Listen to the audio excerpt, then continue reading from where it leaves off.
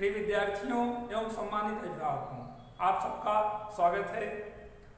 आज हम लोग आह्लादित हैं, मुद्दित हैं, इसलिए क्योंकि जो हम सभी की एक परिस्थिति व समस्या थी कि अपने को सुरक्षित रख करके कैसे पठन पाठन का कार्य किया जाए, इस समस्या का समाधान करते हुए विद्यालय के यशस्वी प्रधानाचार्य आदरणीय धवल कुमार द्विवेदी जी ने एक क्रांतिकारी परिवर्तन लाते हुए विद्यालय एजुकेशन को पूर्णतः डिजिटलीकृत कर दिया है। जो देश विदेश की क्रांतिकारी मांग है कि सभी क्षेत्रों को डिजिटलीकृत किया जाए, उस क्षेत्र में कदम बढ़ाते हुए आदरणीय प्रधानाचार्य जी ने आज से विद्यालय की संपूर्ण एजुकेशन को JPIC डिजिटल स्टडी चैनल के माध्यम से पढ़ाई को सुगम सरल बना दिया है। अब आपका बाल्य घर बैठे विद्यालय शिक्षकों के वीडियो के द्वारा अपनी पढ़ाई को सरल और सहज बना लेगा। तो प्रिय विद्यार्थियों, ये खुशी की बात है, अब आप एक चैनल पर रहकर सभी विषयों के सभी शिक्षकों के सुगम वीडियो प्राप्त कर सकेंगे। तो मैं रामजी तिवारी हिंदी विषय के लिए आपका स्वागत करता हूं, अभिनंदन करता हूं। आज का वीडियो कक्षा 11 के विद्यार्थियों के लिए है जो भी बोर्ड की परीक्षा उत्तीर्ण करके आए हैं। वह सभी विद्यार्थी आज अनिवार्य संस्कृत से आरंभ करेंगे। अनिवार्य संस्कृत का जो पहला पाठ है वंदना, उसी प्रकरण को, उसी टॉपिक को आज के वीडियो में हम लोग डिस्कस करेंगे। तो प्रिय विद्यार्थियों आए और निर्देशात्मक पूर्वक अध्ययन करते हैं। देखिए, ये जो एक प्रकरण है यह बोर्ड परीक्षा में या आपकी कक्षा 11 की होम एजुकेशन में 7 अंकों का है। 2 अंक संदर्भ के लिए और 5 अंक श्लोक का हिंदी अर्थ लिखने के लिए आता है। पहले पाठ जो वंदना है, इसमें 5 वैदिक मंत्र हैं। इस प्रकार से 5 हमने लिखे हैं, यह आपके सिलेबस में वैदिक मंत्र हैं। तो आज से जो डिजिटल एजुकेशन प्रारंभ किया गया है, उसका श्री गणेश हम अपने पाठ्यक्रम में दिए गए वैदिक मंत्रों अर्थात वंदना से करते हैं। ये 5 श्लोक हैं। हम इस श्लोकों को सरल सहज ढंग से उच्चारण करेंगे, फिर कठिन शब्दों के अर्थ बताएंगे और उसके बाद अनुवाद स्वरूप आपके सम्मुख रखेंगे। तो आए पहला श्लोक देखते हैं।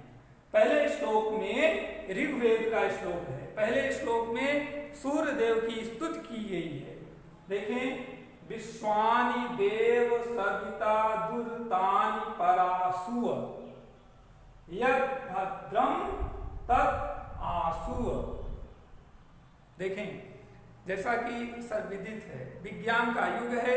विज्ञान भी ऊर्जा का सबसे बड़ा स्रोत सूर्य को मानता है और ऋग्वेद में सूर्य सबसे प्रधान देवता है। तो उस सूर्य की स्तुति करते हुए मंत्र कह रहा है कि विश्वानि देव सविता, सविता का मतलब होता है सूर्य, हे संसार के देव सूर्य, दुर्तानि परासु, दुर्ग का मतलब होता है दुखों को, कष्टों को, परासु का मतलब दूर कीजिए।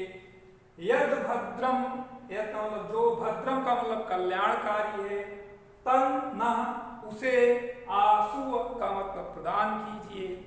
शब्दार्थ हो गया। अब आप अनुवाद कैसे लिखेंगे?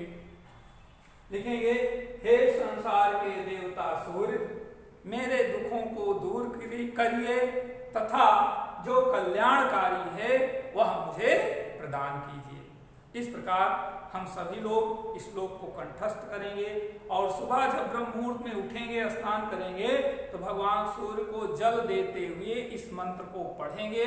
निश्चित रूप से आपके अंदर क्रांतिकारी ऊर्जा आएगी, आपकी बुद्धि सकारात्मक होगी और जो भी लक्ष्य आप बनाए रहेंगे वो सब प्राप्त कर लेंगे, क्योंकि ज्योतिष शास्त्र के अनुसार सूर्य ही सभी नक्षत्रों का राजा है। जैसे उसके उदय होते ही अंधकार भग जाता है, प्रकाश हो जाता है, उसी प्रकार से हमारे जीवन के अंधकार नष्ट हो जाएंगे, प्रकाश अर्थात ज्ञान मिल जाएगा। तो पहले श्लोक में सूर्य की स्तुति की गई।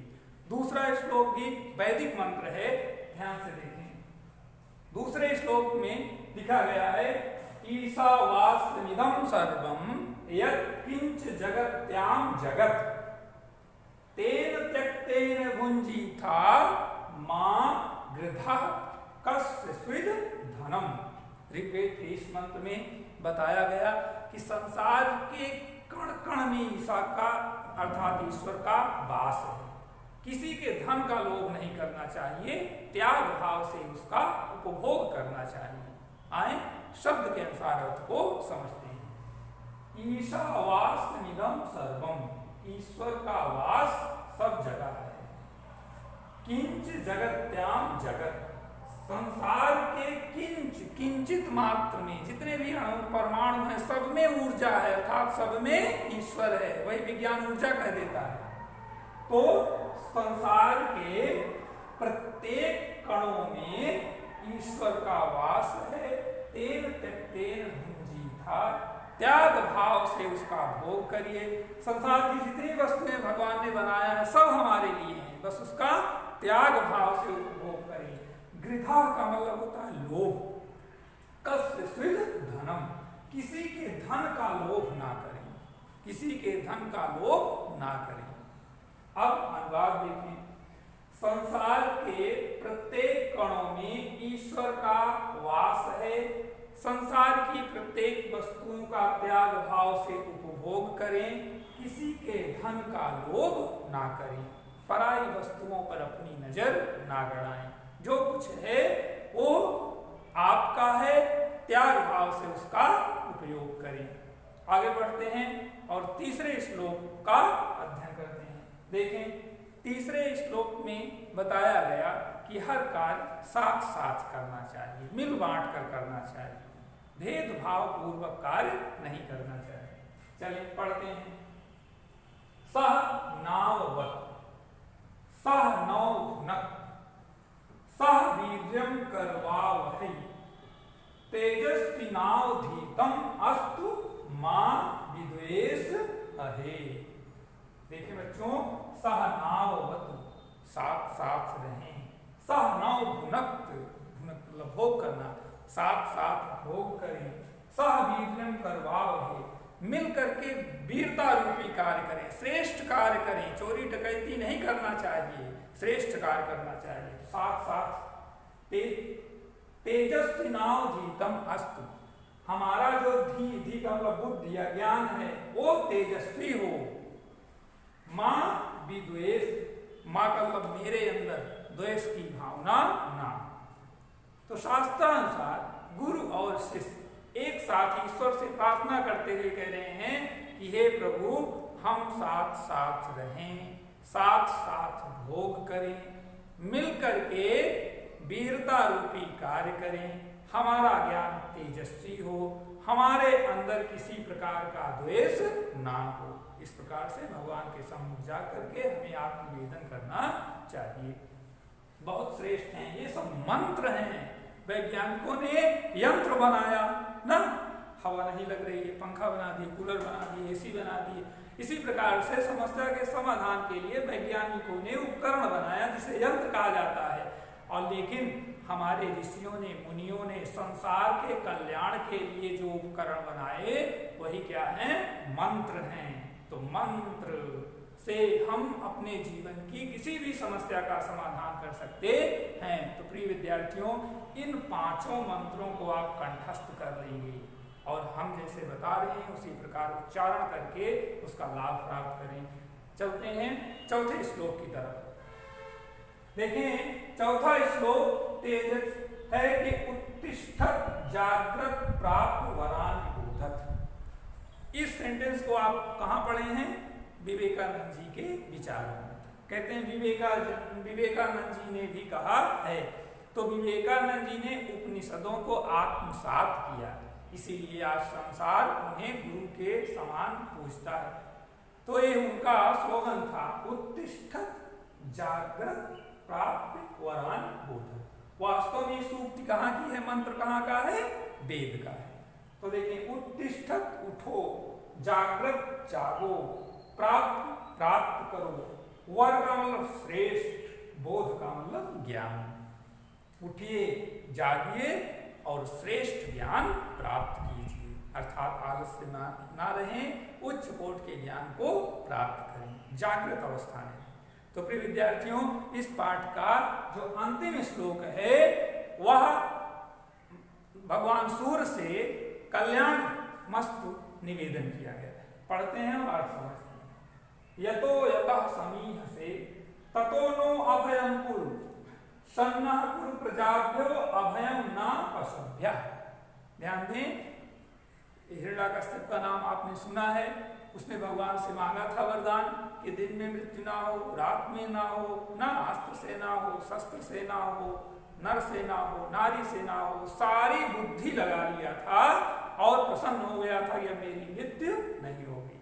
लेकिन हमें आत्मनिवेदन करना चाहिए, शरणागत होना चाहिए। श्लोक में क्या कह रहा है? यतो यतः समीहसे, समीहसे का मतलब होता है चाहना। यतो यतः समीहसे, प्रभु आप जिस से चाहते हैं अभयम कुरु, उससे हमें अभयम का मतलब निर्भय करिए। जो भी जीव जंतु हमारे लिए कष्टकारी हैं, हमें क्षति पहुंचा सकते हैं, वो मैं नहीं जानता, आप जानते हैं। इसलिए मंत्र कह रहा है कि हे प्रभु आप जिस से चाहते हैं उससे हमें निर्भय करें। सम का मतलब होता है कल्याण, सम शब्द से बना, समधन्य, सम का मतलब कल्याण। पूर्व कल्याण करो प्रजा अभयम न पशुभ्या, मेरे पशुओं तथा प्रजाओं का भी कल्याण कीजिए। तो इस श्लोक में संपूर्ण संसार के कल्याण की प्रार्थना की गई है। पुनः देखिए श्लोक का, हे प्रभु आप जिस से चाहते हैं उससे हमें निर्भय कीजिए। मेरे पशुओं, मेरी प्रजाओं तथा संपूर्ण संसार का कल्याण करो, करिए। इस प्रकार से हम लोगों ने आज इन 5 वेद मंत्रों को पढ़ा और इसकी महिमा जाना। अब संक्षिप्त रूप से अंतिम में मैं एक बार अर्थ बता दे रहा हूं, पुनः ध्यान दें। हे संसार के देवता सूर्य, मेरे दुखों को दूर करिए तथा जो मेरे लिए कल्याणकारी है उसे प्रदान कीजिए। दूसरे श्लोक को देखें। संसार के प्रत्येक कणों में ईश्वर का वास है, सभी का त्याग भाव से उपभोग करें, किसी के धन का लोभ ना करें। तीसरे में गुरु शिष्य निवेदन करते हुए कह रहा है, हे प्रभु हम साथ साथ रहें, साथ साथ भोजन करें, हमारा कार्य वीरता से युक्त हो, हमारा ज्ञान तेजस्वी हो, हमारे अंदर द्वेष की भावना ना आए। तीसरे मंत्र को पढ़ते हैं, देखते हैं। उठो जागो और श्रेष्ठ ज्ञान प्राप्त करो। पांचवा और अंतिम मंत्र कह रहा है कि हे प्रभु आप जिस से चाहते हैं उससे हमें निर्भय कीजिए, हमारे पशुओं का, प्रजाओं का, हम सबका कल्याण। तो इस प्रकार से आज आप इन श्लोकों को लिखेंगे, कंठस्थ करेंगे, अर्थ समझ लेंगे। कल के वीडियो में नए टॉपिक के साथ हम लोग पुनः मिलेंगे। तो अब आप JPISC डिजिटल स्टडी के माध्यम से सभी विषयों का ज्ञान सरलतापूर्वक घर बैठे प्राप्त कर लेंगे। स्वास्थ्य को कैसे सुरक्षित रखा जाए इसका पूरा समाधान आपके प्रधानाचार्य जी ने कर दिया है। धन्यवाद।